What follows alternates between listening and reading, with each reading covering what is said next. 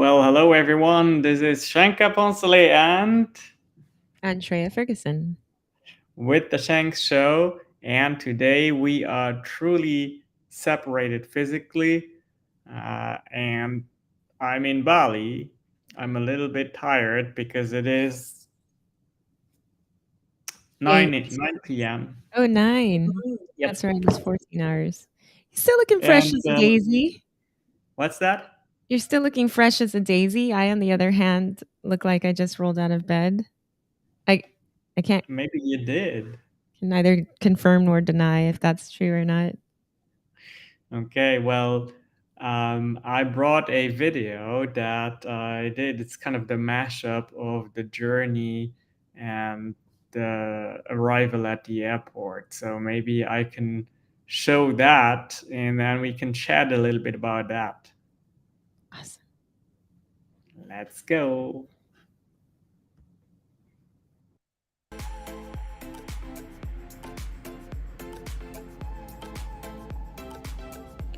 Immediately upon arriving in Bali, I noticed the wonderful smells, the beautiful art, and generally the good vibe at the airport.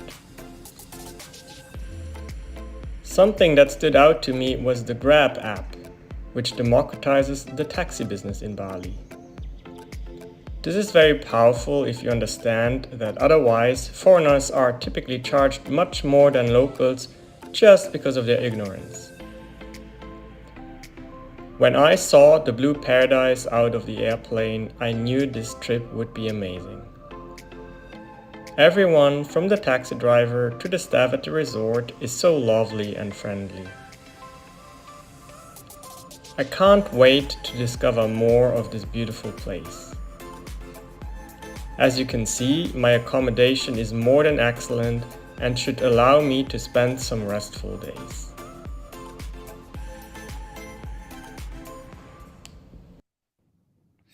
Okay, yeah, so as I mentioned in this video, apps played quite a bit of a role.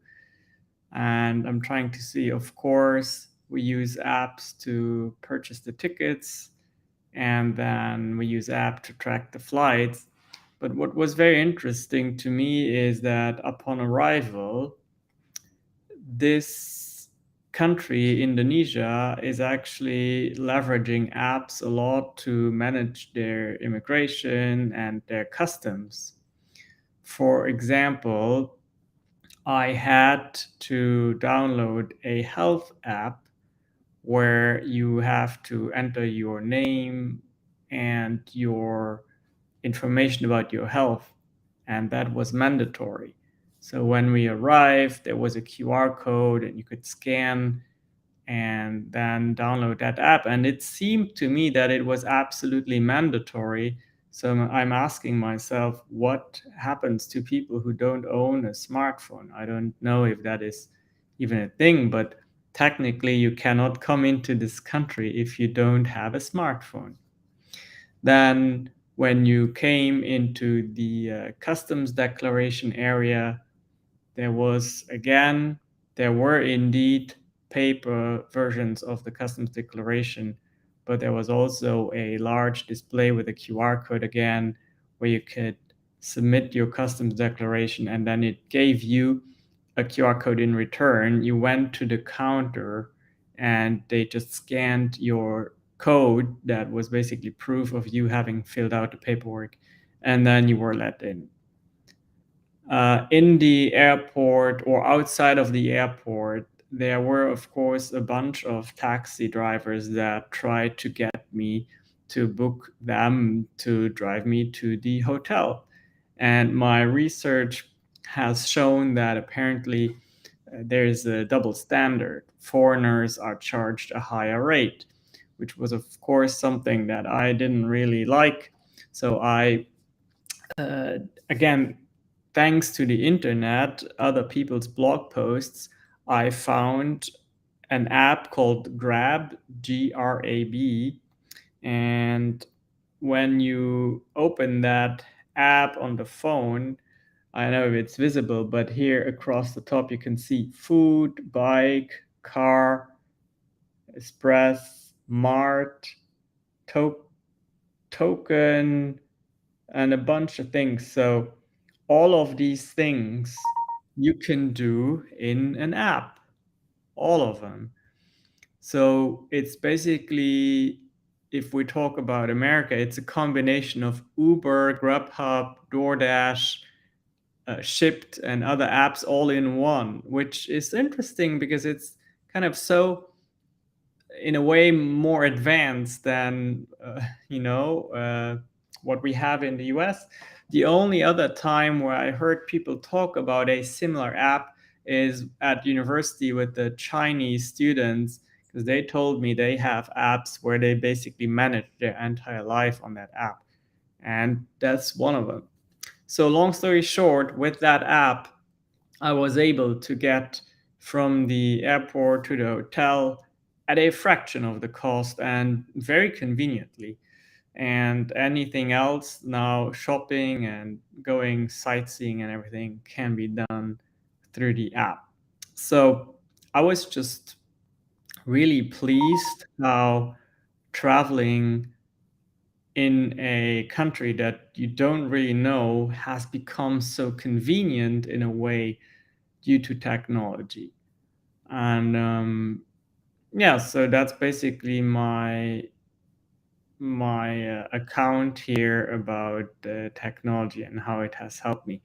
Man, I'm really tired, Andrea. You got to help me out here. One thing that I know that I did during my layover in Taipei is, you pointed out that Elon Musk was live on Twitter in an audio room. I don't know if that's the correct terminology for audio rooms on Twitter. I think so. But it was a quite a fascinating thing to experience. I ask myself what my experience was like when I went to Indonesia, because it was 10 years ago. I went to Bali as a graduation gift to myself for finishing my master's. Also, by the way, it's just hilarious that you're tired, I'm tired. It's Different literally the reason. day. Well, it's the same reason actually. Yeah, we just completely thrown off time-wise. My clock is all off now because I don't have you telling me, "Go to the gym, go to the gym." So I'm sitting at my computer and then you're like, "Wait, why are you still up?" And it's, well over 1 a.m. And so I wonder it'll Well, it shows something though, Andrea. It shows that if you are a business owner, you just got to do whatever it takes, right? And you and I, we do that. And you shared something with me recently that just basically said people want, but they don't do anyway. Go ahead, I'm And interested. no, I mean, it's just the fact that you and I, we want to help a lot of people become their best self in 2023 by starting their online businesses, by becoming very visible online, by doing that for themselves or for their companies, small or large. And actually, that is the whole reason why I am here in Bali, because I attend a conference that is all about content creation and influencing and scaling businesses worldwide. And we're going to help you do that. If you want to be part of that, you can take a look at www.shanks.vip. So just like it's blended in here, shanks.vip. And then you can be part of that for free, but it's not going to come without you doing anything for it. In that free offer, for example, we send you daily content ideas, and that is just an idea. You need to actually implement it. And we talk about going live and creating content and all of that. And it takes a lot of dedication and discipline to doing it. Even if you are in paradise like I am right now, you got to do it. Yes. So, but I took us on a tangent, and I I'm gonna let you talk a little bit because I know you have a few All things right. to So to here say. is the what you were referring to. What? Here it is. Elon Musk on stage, Twitter files, live coverage. He is on the first row. I am on the second row as listener. Granted, there were almost 10,000 people in here. Okay, folks. It's not like I was actually speaking. Not going to go that far. Shankar was also, I couldn't find your screenshot, but it was a moment. What a Yeah. moment to be alive, right? So Mm. he was calling in from Starlink, which is amazing. It's incredible. He was literally in the air on his network that he created. And he was talking about some fascinating things, including Neuralink and the responsibility of it all, and how the Neuralink in his mind that he downloaded in his whatever is what actually prompted him to buy Twitter, because he had this like primal or internal fear that the American public or all of the public was at risk of bad things happening, which was crazy. Like, to protect the world or protect society, he made this decision. I don't know if you know what Neuralink is. Look it up. We can have a whole conversation on Elon. Actually, we will. Um, we'll join Shanae Moray on a conversation about Elon Musk, which will be very, very interesting. But Now I want to find my screenshot. okay. Well, in the process of doing that, I don't know if our viewers know about the Twitter files. I really encourage you to listen to the conversation so you can hear it from the horse's mouth. Motivations for buying the app, like I said, the direction of the future, and just it's interesting because I've only ever really heard Elon in sound bites, but he's actually a lot more like, I know he has um actually, let me just really quick look it up. He has Asperger. Okay. And that is, or autism, it says Asperger or autism. Diagnosed include, okay, Asperger is what he has. And I know that there's a lot of talk about, I mean, to me, the man was eloquent. He was obviously, he's smart, he's sharp. He had a lot of hard questions that he was able to answer. And but yeah, so the hosts were kind of all over the place with their questions because everybody, I mean, Patrick Bet David and others were in there as well, people who have probably been trying to reach him for forever. I think we had to wait until we got to 10,000 people before he got brought on, but it was really fascinating. So I don't know what you want to add. And if you have your overlay, go ahead, put it in there. I don't. This is so crazy. Like I don't have. I must have sent it to you in an app, and now I don't have it. I looked for Uh, it myself and I couldn't find it. So like I don't know. how often do you have that chance? And now It exists see, somewhere. I saw yeah. it. Oh, Well, you I should. looked in my deleted. I looked in the texts. So No, nonsense. anyway, It's in here somewhere. let's not Okay, let's move spend. on. So, Yeah. shall we, or did you have something you wanted to add Oh, to? I think I found it. I found it. I found it. I found it. All He's right. got it uploaded, and that will take some time. But yeah, so what exactly did you want to cover with this topic?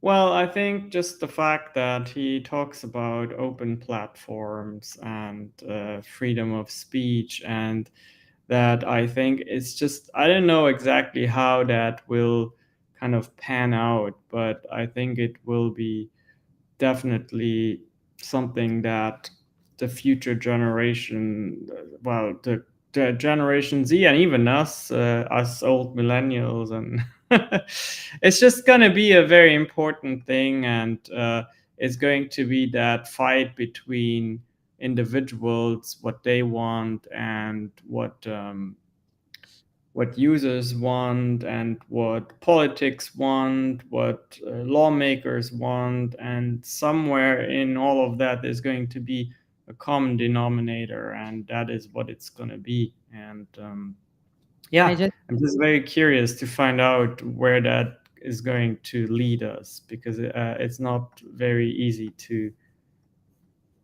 to predict that right now. Well, yes, freedom of speech, but also I did want to show I was curious because he said he wanted to punch Kanye West in the face himself when he heard about a lot of the things he was saying, such as like that he admires Hitler and this and that. And he was like, okay, this is inciting to violence. It's inciting me to violence.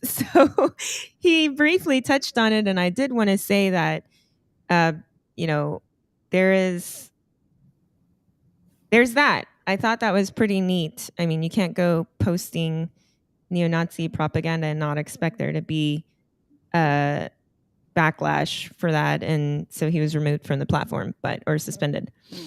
Um, so yep, there is Shankar's There screen. is there is I. There is I. Yeah.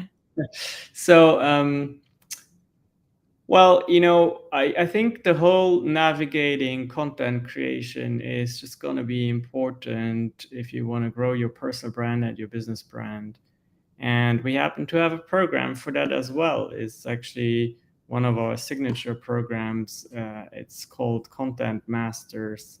And I can blend that in. So here it is, contentmasters.club.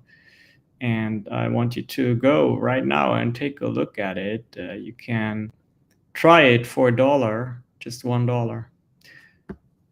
All right. Okay, so not much time left, but I did want to talk about Oh, the what's Lensa that? app. So as Ooh, you can see, these are really cool AI illustrations in quotes. They're not illustrations, they are AI generated photos. So the way it works is you upload 10 to 20 photos and then it renders up to 200 photos of you with none being the same, ranging from cosmic to mystical to AI to sci-fi to anime to kawaii, which is cute in Japanese. I'm sure that's maybe a type of manga. You can see there's oh, nice. hyper realistic. There's just all kinds of cool things that you're capable of doing with AI now. And I think the reason why it meant so much to me in a nutshell, and Ooh, I what do happened go to you on there, Andrea? and on, I do go on and on about it, but I think I think it's really showing our capabilities, but it's also now becoming mandatory to be responsible with AI. And just to let you know what I mean, because I am not one for repeating myself. That's not true. I absolutely do repeat myself a lot, but um, for the sake of not doing it now and making this end soon. So I talk about how artificial intelligence finally got me right. If you only knew what it was like to just watch people have access to the technology you only dreamed of, accepting that blah blah. Okay, so I have my little rant, right, from my side, childhood, blah blah, not being able to basically be seen and heard. But what's interesting to me and possibly to you is that we actually have a client who was misidentified and who was indexed as a dog and is still in my iPhone as a dog according to Apple's technology. So I just I don't know. I think that's pretty crazy to go from being identified as animals and primates, and she was not even of a different skin tone and texture, and she maybe had different broader features or whatever, to go from that to these hyper realistic photos that actually look like me, and the ones that don't are actually still like aesthetically pleasing and all of that. It doesn't get it right every time. I mean, we did renditions of you that just like, what? How did that come out? But the point is that we are definitely moving the needle in the direction of artificial intelligence. And there are so many people that are going to be affected because they're able to participate. Whereas before, we didn't actually like our voices and features literally were not part of the algorithm to be able to predict or project something that made sense. So I just found that absolutely fascinating and has enabled you. It's a type of of AI that has enabled you to be able to use the app and not get got on your way to your hotel? Yeah. Well, you mentioned something that is also very interesting, which is that artists now say, well, they feel some kind of way because they feel that they're being replaced by AI. I mean, you would typically have to hire someone to render something like that for you, and now AI does it. And you And get it in like minutes. yeah. So here's the deal. Whether we want that or not, it is happening. And in marketing, in public relations, in business, you have to learn that fighting against change is hopeless.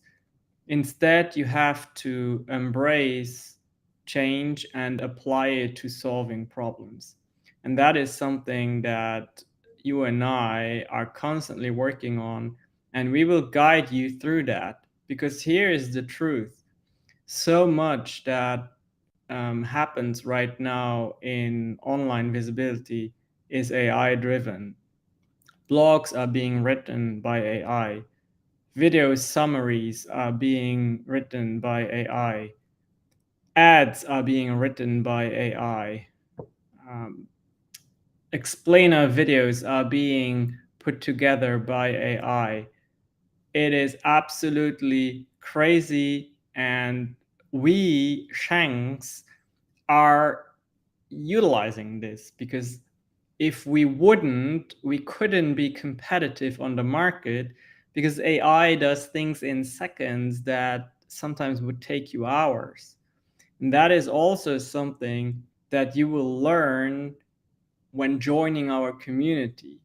You will learn it in very digestible, bite sized chunks of information, though, because it's very overwhelming if you get thrown into it and you're supposed to understand everything right away.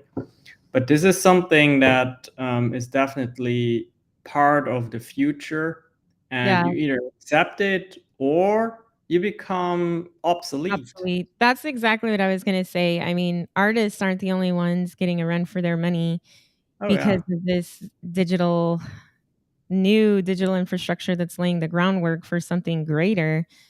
The difference I would say is there's still, I mean, this app was not customizable, and there are still limitations to the tools that we use for AI. And sometimes you just don't, quite frankly, know how to use them. And you can still see how you still have to have time to do, like, at least when it comes to, okay, and now I have this AI produced blog. What is the best way to distribute it? How do I do this? How do I do that? And I think removing humans from all elements doesn't really, I mean, you're going to find it's not as easy as you think it is. Do you No. know what I'm saying? Like it's an entire it's an entire human mind that's taken out, and sometimes you still want to have conversation. There were plenty of photos that came out of you with your glasses like half done on the side, or just, like teddy bears with the face looking melted off. And so there are, I don't know if we're at the point where we will totally be replaced yet. But as for now, my But suggestion is it'll partner, happen, and and it is closer than you and I we all wish. know. Well, Yeah. hey, we can still help our clients and club members get understand which tools to use, which ones do work, and where to put your time and effort and energy and money. Yeah, I think I don't know when that will happen. Hopefully, not anytime soon. But I think there is still this human ability to connect emotions to desires, to Mm, understanding, to action taking. And I think right now, reading the virtual room, if you will, is still something that we as humans do better.